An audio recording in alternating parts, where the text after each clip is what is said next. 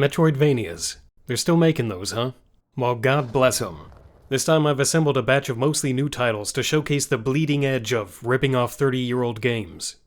Animal Well garnered a lot of attention in part due to being the first game published by fellow, but much more successful YouTuber Donkey, but the game is interesting enough to warrant attention on its own. Things feel different than a usual Metroidvania right from the start. Instead of the standard soundtrack-heavy atmosphere the genre is known for, Animal Well keeps music to a minimum and puts the focus on environmental sounds. As a mostly helpless blob with no direct means of attack, this helps keep you alert to threats while navigating. As a mostly helpless blob with no direct means of attack myself, I like that. The DualSense haptics even let you feel each blade of grass or footstep along the way. The animation and sound design succeed in turning everyday animals into intimidating monsters, at a few points even approaching Resident Evil levels of tension. It pushes you into the mindset of prey wandering amidst predators. It's a fascinating atmosphere, and a radical departure from most Metroidvanias, where your character tends to grow extremely powerful as upgrades are collected.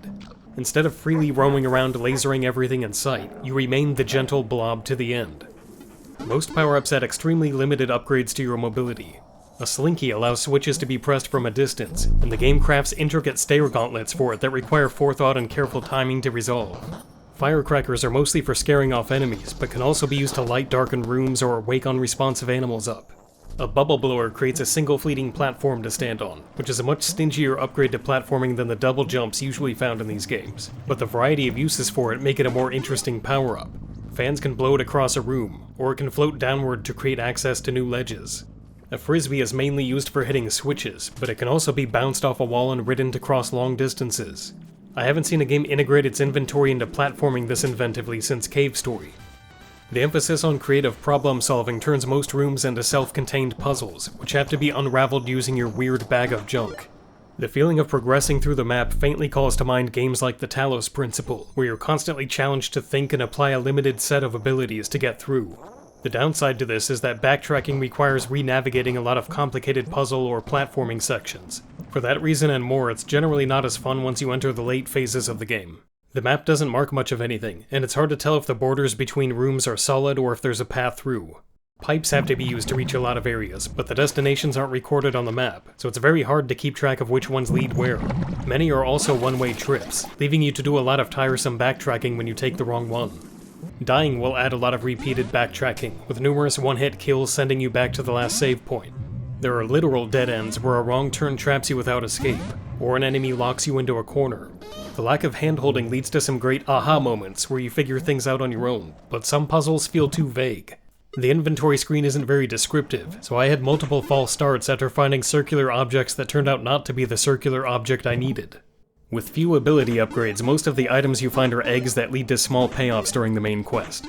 Just 3 rewards are unlocked at different egg counts, and only the first seemed important for the initial playthrough. A later item could open new areas, but I only found one such area before ending the game. Juggling even the few power-ups you have gets very clumsy by the end, and I wished the game either allowed removing seldom used items from the list or assigning the most important ones to unmapped buttons. The final stretch constantly throws homing enemies in while boosting the item juggling needed to clear obstacles. It takes a few rounds of trial and error to figure out the right item sequences, and the pressure from the stalkers turns the fun, thoughtful puzzle solving of the early game into a clumsy, frantic mess. I didn't pursue 100% or attempt the post-game content because these issues started sapping the fun away. It can be tedious to squeeze the last bits of content out of this map. Still, this game represents what I think every player should want from a Metroidvania at this point. Instead of emulating classic games, it uses their formulas only as a jumping-off point in order to do something that feels genuinely novel and inspired. It's worth playing for that fact alone, even if it has some snags along the way. Rebel Transmute is on the opposite end of the scale when it comes to innovation, blatantly cloning Metroid's mechanics and style. Legally distinct Samus even makes a guest appearance. After so many years of so many games in this genre, the charm of this kind of tribute gameplay has worn thinner, and it doesn't help that the game also clones a lot from Hollow Knight. There's a stagecoach fast travel system, restrictive badge-based upgrades, and the quest where you return collectibles to a big room to get showered with money. These mechanics are practically ubiquitous now, and I suppose it's not a surprise that a genre based on copying Metroid also frequently copies itself, becoming some kind of endless incestuous tangle. The point is that you really have to pull off some incredible design for this kind of game to stand out now, and in the first few hours Rebel Transmute does pretty well. The visual style is really charming, keeping a nice balance between blocky pixels and readable detail. It's like a higher fidelity Environmental Station Alpha, with more color and pop. The music is also great, mostly sticking to mellow ambience with calming melodies. The relaxing vibe goes a long way to subduing the frustrations of intense platforming or combat, which there are a lot of. The very basic movement feels tight and offers a lot of mobility, with air dashes, wall jumps, and bomb launches giving you plenty of opportunity to sequence break. If there even is a sequence, something I'm still not sure of. The first few hours have a typical Metroid-like linearity, but once the main objective is revealed, the map loosens up much more. Too much, I would argue. The first major area I wandered into didn't allow me to complete the objective. I seem to be at least a few major power-ups behind. It turns out there was, in fact, a right and wrong order to do things in, and after that realization the game took a severe downward turn. I backtracked to earlier areas looking for paths I missed and ran into countless dead ends. I had a similar problem with Haiku the Robots map, though here it's much worse. There's a real shit or get off the pot choice that developers have to make about whether their game is going to be fully open or linear and structured, because this kind of in-between world design doesn't work. Openness adds no value if all you come across are obstructions that turn you back. It kills the pacing and wastes a lot of time. It's also no fun when the collectibles have no use. A lot of the difficult-to-reach areas yield a disc that can be traded for cash, which the player will never be short on at any point. I was able to buy every item at every shop I came across, so it was disappointing when so many leads terminated in these rewards. Other collectibles just don't seem to have a use outside of counting towards the 100% tally. The power-up badges are also underwhelming. This is the beam extender perk. The game is so stingy with your main weapon that you have to use up a slot for even this minuscule an upgrade. Most of the badges that did bestow meaningful upgrades caused problems severe enough that I had to disable them. Helper allies would constantly destroy moving platforms and strand me on an island of lava or acid. The Shockwave Stomp basically did the same thing, killing whatever I landed on.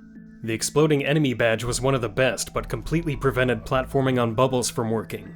So many of the badges screw up the game mechanics that I have to assume they couldn't get tested much before launch. Though, to give credit where it's due, there is a flipping sheep ally, and it's so adorably useless I kind of fell in love with it. It still wasn't very smooth to play even when sticking to the badges that did work. It always felt like I was sequence breaking in order to make basic progress. At one point I had to exploit bomb launching just to reach a bog standard save room. Normal exploration requires a complicated mix of maneuvers on the level of what Zero Mission reserved for its toughest hidden items, so it was hard to tell if I was playing the intended way or cheating myself into areas early. One of my most common tricks was to pogo off enemies with a laser, something the game requires way too much of. The thing about shooting enemies is, you see, they die, and most of them don't respawn afterwards, so this also stranded me on ledges with no way back. When this happens, and I'm saying when, not if, you've got to kill yourself and restart from the last save room. The developers seem to be aware of this problem because there's a self-destruct option in the menu, which isn't really a solution. It just spares you the trouble of jumping into lava yourself. I later found out a bounce power is supposed to be used to cross these areas instead, but it still damages enemies and leaves you stranded. When the enemies you need actually do survive the first round of bounces, their placements are messy and you're often stuck waiting for them to get into position, or faced with a swarm that makes it hard to bounce off anything at all. This mechanic would have been fun in smaller, much more tightly controlled doses, but it sucks when half the platforming depends on it. The enemies themselves are relentlessly annoying. Homing in and rushing you with arcs your simple 4-directional aim doesn't feel equipped for. All enemy types in a room may behave the same way at once, at which point, why bother with different types at all? They'll cheaply shoot in from off-screen or pop out of the ground, and leave you well and truly fucked when ganging up underwater. And when they do take you out, you'll have a ghost to collect. Oh, that vile trope. I will die on the hill that this mechanic harms Metroid games and does nothing but lock you into an unnecessary backtrack. You're no longer free to explore where you wish. You have to go back and recover your energy tank, sometimes in areas that are a real pain to get to again. And when it happens in a boss room, you can't collect it and leave. You are stuck until you beat that boss, whether you're ready to or not. I appreciate that this game at least lets you pay a small fee at save stations to skip the retrieval, which I started doing every time. But if it's that trivial to do, why bother with this either? Is the mechanic adding something to the game, or is it here just because Souls reference? All those frustrations made exploration an exhausting slog. Even when you can return to the many obstructions and clear them, it rarely results in rewarding progress. The dead ends dead end again a short time later. In one case, a Shine Spark move that shatters crystals didn't shatter any of the crystals I backtracked to. I explored for hours, uncovering new parts of the map the whole time, and still felt like I was getting nowhere, like flooring a gas pedal in the wrong gear and going 5 miles an hour. I got a feeling I've never had in one of these games before, which is that there were too many rooms. The map is an unrelenting series of huge, tedious gauntlets to clear, one after the other, without enough points of interest to break them up. I've mentioned my opinion that power-ups are an important motivator in these games, but I'll amend that to say it's important that something happens once in a while. Something other than another room like the 4 you just did. A low point was returning to that major objective terminal to find I still couldn't clear it after scrounging the map dry of power-ups. I finally resorted to a guide and was fully befuddled. I can't stress enough, no portion left unfuddled by what I saw. Dive underwater, then leap out to the required height, then dive back in to get a speed charge, which the game hasn't hinted at being a thing until this point. Then do a full loop through the pipes, out of the water and into the water again, to launch yourself 100 feet in the air. There's not even so much as a dolphin-like creature demonstrating what to do, Super Metroid style. It's like the developer saw the Sonic 3 bobber fiasco and said, "Hold my plasma beam." While looking that up, I saw a lot of Steam discussions about the exact same problems I was having with the map. I don't think I'm alone in saying this world has nearly zero momentum. It's a 7-hour game that takes 20 hours to beat, which is a shame because I like the vibe of it a lot. The developer knows how to make an appealing foundation for Metroid. The first few hours of this are great, albeit not the most original. It's when the complication builds and more mechanics start interacting that the flow collapses, and 80% of the playtime gets spent grinding through platforming bloat. I can imagine this developer making a great sequel if they use a more linear structure to improve the pace, work some more variety into the gameplay, and do more careful testing and balancing for power-ups. But it's hard to recommend this game when there are countless others doing the same things as well or better.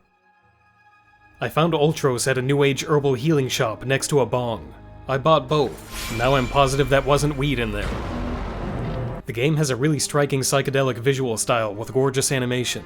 It's so distinct I was worried it might get repetitive over time, but it varies just enough to stay interesting across its vast map. You can even go to fucking space! I made it to outer space! The excellent soundtrack especially supports that sense of variety with a wide range of tones.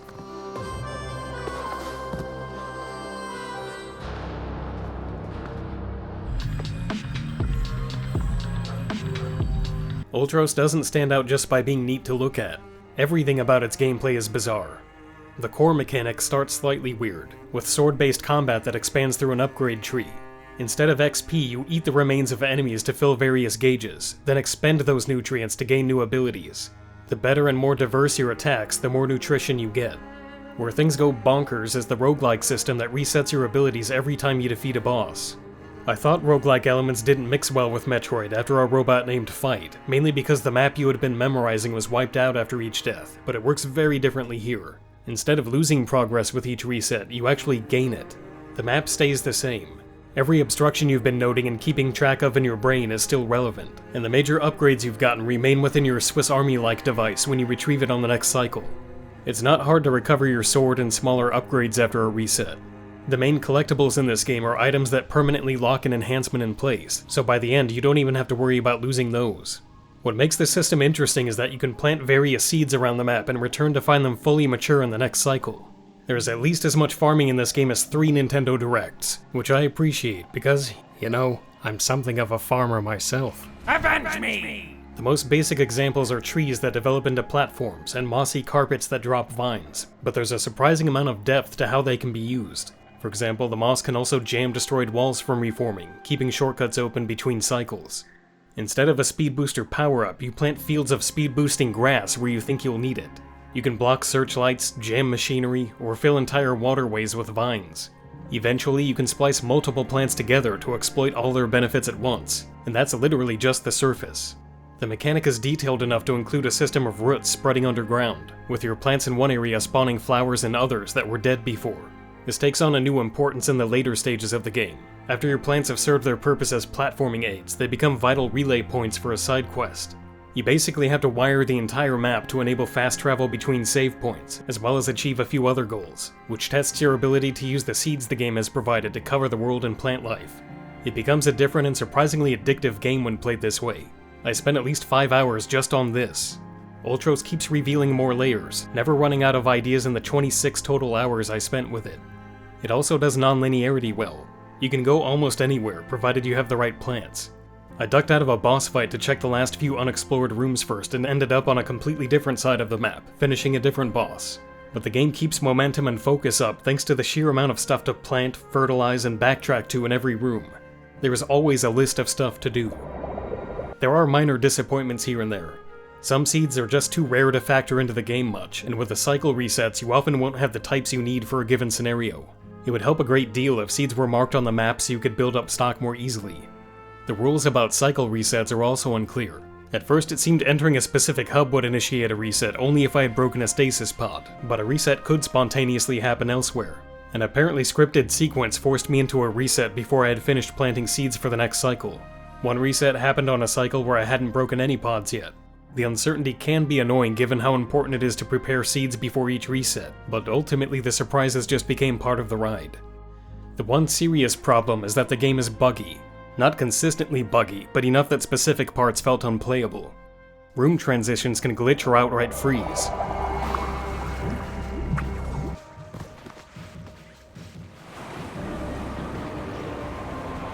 And it kept hanging when saving during the late game wrap-up. I'd resume from the last autosave to find that all the work I had done connecting the map together was wiped, so I'd do it again, only to have it hang when saving again. It seemed like resisting a cycle reset was part of this. I had opened a pod and was avoiding the hub for a long while, and the sheer amount of plants and connections building up probably gets hard for the game to track. Steam's achievement rate suggests that few players bother with this late content, so it could only be a minority who will have these issues. It still tainted what was otherwise one of the best experiences I've had with this genre, so I have to dock the score, but I still fully recommend playing Ultros. It's the perfect antidote to the stagnation this genre has been suffering from. There are still new and wild places for this format to go that developers haven't been searching hard enough for. It's right up there with Blasphemous 2 at the top of my recommended list, rendering my numerical scores pointless and dumb. Wow. Another batch down, another great set of efforts by the indie community. But I think it's clear at this point that taking risks and innovating behooves any developer attempting one of these games, because competition has forced the bar so much higher for a standard, safe Metroidvania that it seems harder to succeed with one. If any developers are watching, take your games off-road, please. There are still many more of these to go. My backlog accounts for 40% of the $19 billion unplayed Steam purchase market. But we're out of time and the mystery bong is wearing off, so I bid you melting Zoidberg-faced people farewell as I fly out my window to catch a sparrow made of pure light on the palm of my hand.